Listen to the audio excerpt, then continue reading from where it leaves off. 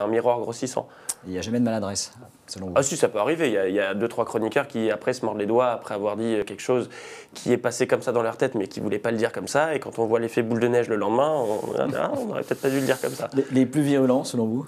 Il y en aura, mais ça c'est un secret pour personne. C'est sa marque de fabrique, c'est sa marque de fabrique, voilà, la grande gueule de l'équipe. Christophe Carrière est pas mal aussi au niveau des coups de gueule. Et là, on a découvert la semaine dernière que Lafouine avait quand même des avis assez tranchés et parfois un peu violents, mais ouais, c'est le top 3 des grandes gueules. Nabila était chroniqueuse avant ces affaires avec la justice. Elle crée un manque ou pas, selon vous? Chez une partie des téléspectateurs, oui. Au sein de l'équipe aussi, parce qu'on l'appréciait tous. C'était quelqu'un de super. Enfin, c'est quelqu'un, elle est toujours avec nous, hein, quelqu'un de très sympa, qui bossait les émissions. Donc, oui, elle nous manque aussi, ouais.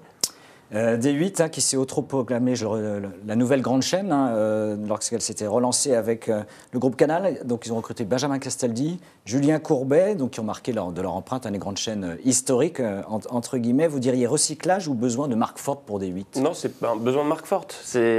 Après nous on est les premiers à les tacler sur le côté recyclage. On prend Navarro, on prend Castaldi, mais justement c'est quand même une des rares chaînes de la TNT à avoir des noms aussi forts à l'heure actuelle.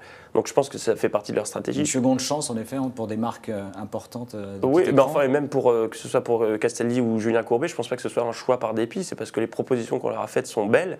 Et puis il y a quand même une visibilité sur D8. La TNT d'aujourd'hui, c'est plus celle d'il y a 10 ans. Donc je l'ai dit, à valeur montante de la télé, vous êtes approché et sollicité, je crois, un peu par la concurrence. Je crois que d'ailleurs Cyril Hanouna vous avez un peu taclé dans une émission récemment, notamment l'équipe C'est à vous, je crois, de France 5, qui vous avait fait des avances, entre guillemets. Qu'est-ce qui vous fait rester? Ce qui me fait rester, c'est que c'est ma 3e saison.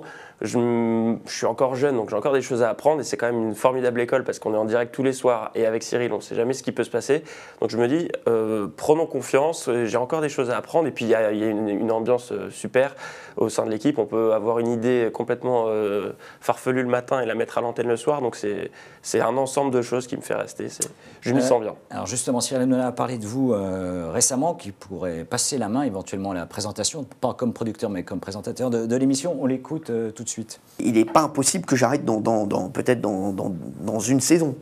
On se pose la question. Et je pense que ce sera ou Bertrand, ce sera ou Bertrand ou Camille ou Enora qui reprendront l'émission. Bon.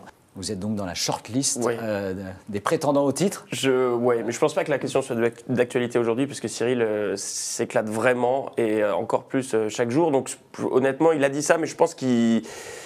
C'est pour maintenir le suspense? Peut-être. Plus que pour passer la main? Je ne sais pas, mais en tout cas, ce n'est pas d'actualité pour l'instant. Et je pense que si quelqu'un devait prendre la suite derrière, ce serait plus logique que ce soit, par exemple, quelqu'un qui a déjà incarné le vendredi, que ce soit Jean-Luc ou Julien Courbet. Ouais.